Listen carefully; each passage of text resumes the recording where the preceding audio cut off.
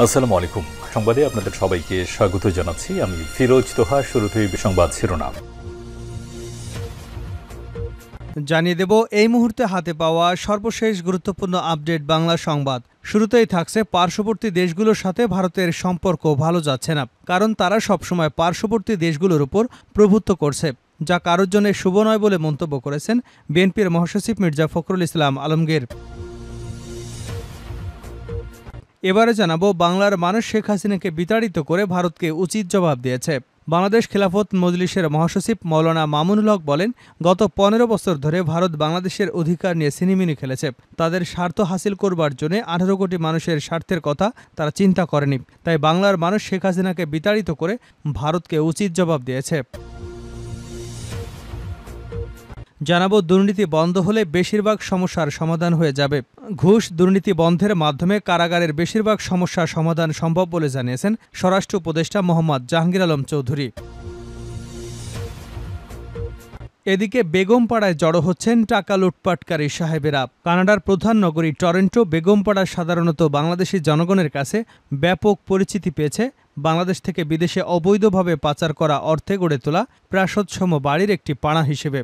বাংলাদেশের অসংখ্য রাজনীতিবিদ, সুবিধাবাদী আমলা, ক্ষমতার শীর্ষ মহলের ঘনিষ্ঠ ব্যবসায়ীরা হাজার হাজার কোটি টাকা লোপাট করে এখন লাপাত্তা।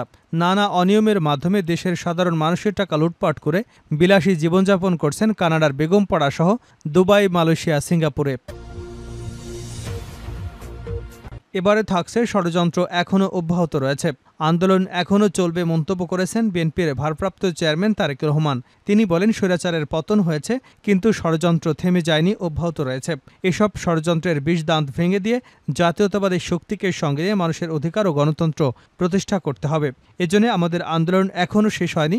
গণতন্ত্র, মানুষের ভোটের অধিকার ফিরে না পাওয়া পর্যন্ত বিএনপির আন্দোলন চলমান থাকবে। এবং সর্বশেষ জানাবো আন্তর্জাতিক সংবাদ। ইরানের রাসায়নিক অস্ত্রের গবেষণাগারে হামলা হয়েছে। ইসরায়েলে হামলা চালিয়েছে বলে দাবি করা হচ্ছে। জানা গেছে, সিরিয়ার মধ্যাঞ্চলে গবেষণাগারটি লক্ষ্য করে ইসরায়েলি বিমান হামলা চালায়। আহত হয়েছে আরও কমপক্ষে ১৯ জন। রোববার সিরীয় সরকারি বার্তা সংস্থা সানা এ তথ্য নিশ্চিত করেছে। এতক্ষণ শিরোনাম শুনছিলেন, এবার বিস্তারিত। প্রিয় দর্শক, আপনি যদি এই চ্যানেলে নতুন হয়ে থাকেন, ভিডিওটি দেখতে দেখতে চ্যানেলটি সাবস্ক্রাইব করে আমাদের সঙ্গে থাকুন। আর এই ভিডিও সম্পর্কে আপনি আপনার মূল্যবান মতামতটি কমেন্ট বক্সে জানিয়ে দিন। আর হ্যাঁ প্রিয় দর্শক, জানিয়ে দিন ভিডিওটি কোথা থেকে দেখছেন। পার্শ্ববর্তী দেশগুলোর উপর ভারত প্রভুত্ব করছে, যা শুভ নয় মির্জা ফখরুল। পার্শ্ববর্তী দেশগুলোর সাথে ভারতের সম্পর্ক ভালো যাচ্ছে না, কারণ ভারত সবসময় তার পার্শ্ববর্তী দেশগুলোর উপর প্রভুত্ব করেছে, যা কারোর জন্যই শুভ নয় বলে মন্তব্য করেছেন বিএনপির মহাসচিব মির্জা ফখরুল ইসলাম আলমগীর। সোমবার জাতীয়তাবাদী মহিলা দলের ৪৬তম প্রতিষ্ঠা বার্ষিকী উপলক্ষে বিএনপির প্রতিষ্ঠাতা শহীদ প্রেসিডেন্ট জিয়াউর রহমান বীরুত্তমের মাঝারে ফুলেল শুভেচ্ছা এবং ফাতিহা পাঠ শেষে এ মন্তব্য করেন তিনি। এ সময় উপস্থিত ছিলেন বিএনপির স্থায়ী কমিটির সদস্য বেগম সেলিমা রহমান, ডাক্তার এজেএম জাহিদ হোসেন, ইসলাম মহিলা দলের বিভিন্ন পর্যায়ের নেতৃবৃন্দ উপস্থিত ছিলেন। মির্জা ফখরুল ইসলাম জানান, দীর্ঘ প্রায় ১৬ বছরের ফ্যাসিবাদী আওয়ামী শাসনের হাত থেকে ছাত্র জনতার আন্দোলনের মাধ্যমে দেশ মুক্ত হয়েছে। এই বিপ্লবে দেশের অসংখ্য ছাত্র জনতা এমনকি নারী ও শিশু প্রাণ হারিয়েছেন। এই গণতন্ত্র পুনরুদ্ধারে নারীদের যে অবদান, সেটাকে আমরা কখনই অস্বীকার করতে পারব না। তিনি বলেন, আজকে মহিলা দল শপথ নিয়েছে যে স্বাধীনতা আজকে অর্জন করা হয়েছে সেই স্বাধীনতাকে সুসংহত করবার জন্য, গণতন্ত্রকে পুনরুদ্ধার করার জন্য এবং দেশের আইনের শাসন, জনগণের শাসন প্রতিষ্ঠা করার জন্য জাতীয়তাবাদী মহিলা দল তাদের সংগ্রাম অব্যাহত রাখবে। অন্তর্বর্তীকালীন সরকার যত দ্রুত সম্ভব সংস্কার সম্পন্ন করে নির্বাচনের মাধ্যমে জনগণের ক্ষমতা জনগণের হাতে তুলে দেবার ব্যবস্থা করবে বলেও প্রত্যাশা করেন তিনি। এক প্রশ্নের জবাবে বিএনপি মহাসচিব বলেন, আমরা অন্তর্বর্তীকালীন সরকারের প্রধান উপদেষ্টার সঙ্গে সাক্ষাৎ করে বলেছি কি কি সংস্কার করতে চান তা সুস্পষ্ট করে জনগণের সামনে তুলে ধরুন। তার জন্য একটি সুনির্দিষ্ট সময় নির্ধারণ করুন, যাতে যৌক্তিক সময়ের মধ্যে নির্বাচন অনুষ্ঠান করা যায়। অপর এক প্রশ্নের জবাবে ফখরুল ইসলাম বলেন, পার্শ্ববর্তী দেশগুলোর সাথে ভারতের যে রাজনীতি ও আচরণ, সেটা কোন পরিপ্রেক্ষিতে এবং কিভাবে করেছে তারাই ভালো বোঝে। কিন্তু দুর্ভাগ্যজনকভাবে আমরা দেখতে পাচ্ছি, শুধু বাংলাদেশ নয়, পার্শ্ববর্তী অন্য দেশগুলোর সাথেও ভারতের সম্পর্ক খুব একটা ভালো যাচ্ছে না। এর অন্যতম কারণ, ভারত সবসময় দেশগুলোর উপর একটা প্রভুত্ব করেছে, যেটা ভারতের জন্য শুভ নয়, পার্শ্ববর্তী দেশগুলোর জন্যও শুভ নয়। পারস্পরিক সম্মানের ভিত্তিতে, পারস্পরিক স্বার্থের ভিত্তিতে এই সম্পর্ক গড়ে তোলা উচিত বলে আমরা মনে করি। বাংলার মানুষ শেখ হাসিনাকে বিতাড়িত করে ভারতকে উচিত জবাব দিয়েছে।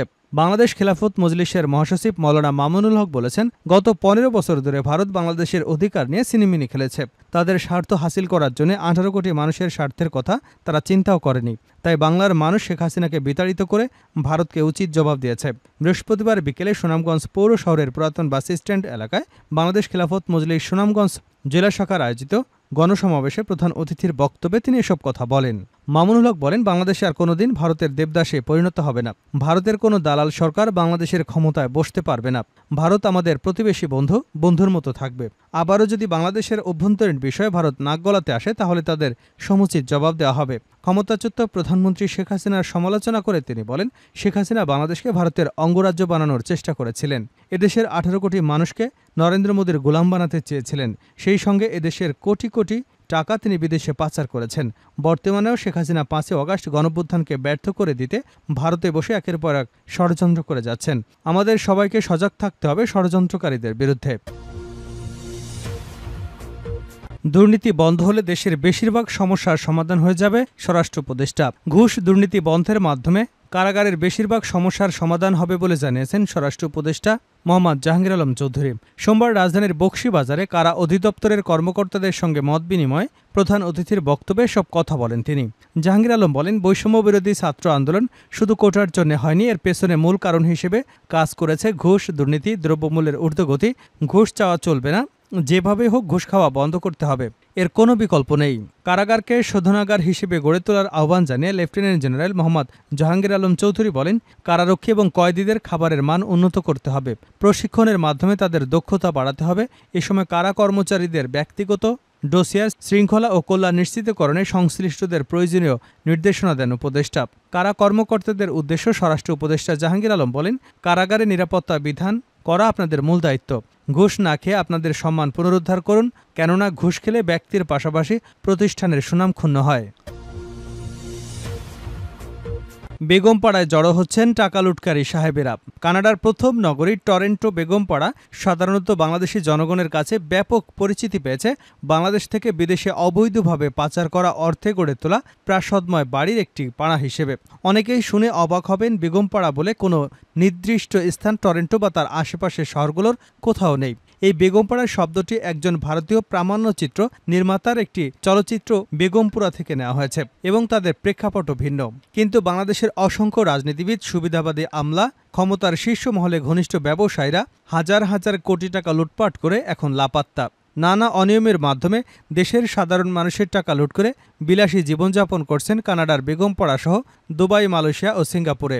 আর এসব টাকা লুটপাট করে বউ বাচ্চাদের বেগমপাড়া কিংবা সেকেন্ড হোমে বিলাসী জীবনযাপনের জন্য পাঠাতেন। বেগমপাড়া হয়ে উঠেছে বাংলাদেশি ধনাঢ্য ব্যক্তিদের বিদেশে অবৈধ স্বর্গ বানানোর প্রতীক। বেগমপাড়ার বেগম সাহেবাদের জন্য কারো কোনো সমবেদনা জাগে না, কারণ তারা স্বেচ্ছায় এই সিদ্ধান্ত নিয়েছেন অর্থ পাচারের সক্রিয় সহযোগী হিসেবে। এদিকে গত 5ই অগাস্ট বৈষম্য বিরোধী ছাত্র আন্দোলনে আওয়ামী সরকারের পতনের পর এখন বেগমদের সঙ্গে যোগ দিয়েছেন বলেও জানা গেছে। অন্তর্বর্তী সরকার ক্ষমতায় আসার পর রীতিমতো কানাডার বেগমপাড়া কিংবা সেকেন্ড হোমে দেশ থেকে পালিয়ে যাওয়া রাজনীতিবিদ, আমলা আর ব্যবসায়ীর ভিড় বেড়েছে। বিভিন্ন সূত্র থেকে খোঁজ নিয়ে জানা গেছে, মামলা, জেল জরিমানা আর শাস্তির ভয়ে তারা বিভিন্ন উপায়ে ওইসব উন্নত দেশে পাড়ি জমাচ্ছেন। তবে সরকার এদের পাচার করা টাকা ফিরিয়ে আনতে কঠোর ব্যবস্থা নিয়েছে। প্রধান উপদেষ্টা ও অর্থ উপদেষ্টা এর মধ্যে অন্তত পাচারের 1 লাখ কোটি টাকা ফেরাতে টাস্কফোর্স গঠন প্রক্রিয়া চূড়ান্ত করেছে। খুব শীঘ্রই দৃশ্যমান হবে অর্থ উদ্ধার প্রক্রিয়া। এ নিয়ে জাতীয় দৈনিক কালের কণ্ঠ বেগমপাড়ায় ছুটছেন সাহেবেরা শিরোনামে একটি প্রতিবেদন প্রকাশিত হয়েছে। শেষ করছে আন্তর্জাতিক সংবাদ দিয়ে ইরানের রাসায়নিক অস্ত্রের গবেষণাগারে হামলা। ইরানের রাসায়নিক অস্ত্রের গবেষণাগারে হামলা চালানো হয়েছে। ইসরায়েলে হামলা চালিয়েছে বলে দাবি করা হচ্ছে। জানা গেছে, সিরিয়ার মধ্যাঞ্চলে গবেষণাগারটি লক্ষ্য করে ইসরায়েলি বিমান হামলা চালায়। এতে অন্তত 5 জন নিহত হয়েছেন, আহত হয়েছে অন্তত কমপক্ষে 19 জন।